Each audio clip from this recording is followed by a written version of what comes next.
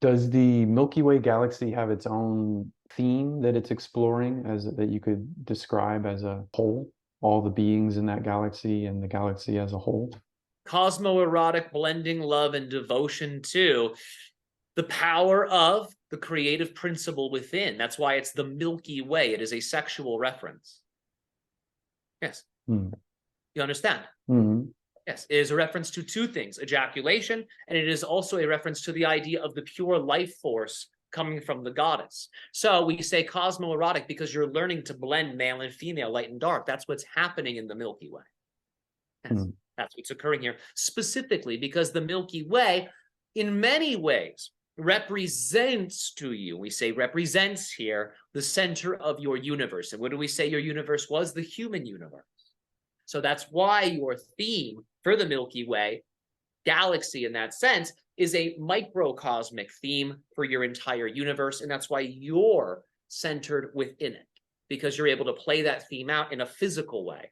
Beings that are a part of the Milky Way are playing out those themes in a less physical way, in a more non-physical manner. And beings outside of the Milky Way, these are beings that usually have already learned this lesson, and they're assisting beings within the Milky Way in learning it. You're saying that other galaxies outside of the Milky Way, they've kind of already completed their They lessons have there. already completed this. Andromeda, yes, Hmm. is in many ways an example of this. Hmm. Yes, other galaxies around the Milky Way have already completed this process, and they are guiding you now in going through the same thing. Okay. And I was thinking that it seems like each planet is its own reality experience, and perhaps each solar system is its own simulation, right? And each galaxy, is that accurate to say that Of every, course, because yeah. everything is your creation.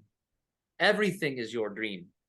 And each planet, each star is a cosmic dreamer. It is a macrocosmic dreamer, and it grows within it little dreamers that you call incarnated expressions of life. And the incarnated expressions of life will draw upon the themes of that greater dreamer. So therefore, each planet, each star is its own matrix, organized by different themes that are composed of the different elemental powers and archetypal powers that empower such a planetary or stellar existence.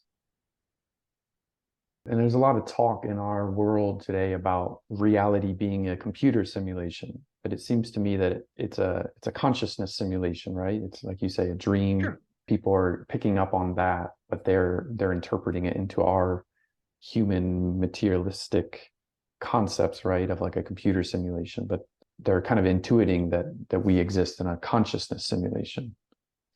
Precisely. Just as when flat earthers say your earth is flat, what they are really getting at here is that you're taking a 2D image through the photonic ingestion and you're converting it into a sense of multidimensionality.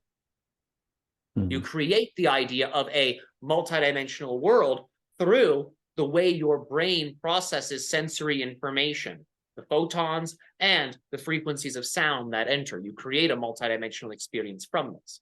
So in many ways, how you experience your universal simulation is very similar. The codes really are the thought form emanations that the source of this universe emanates. And you all, as incarnations within that universal expression, also emanate your own. These are the codes that empower the supercomputer of consciousness that is the dreaming mind of this particular universe.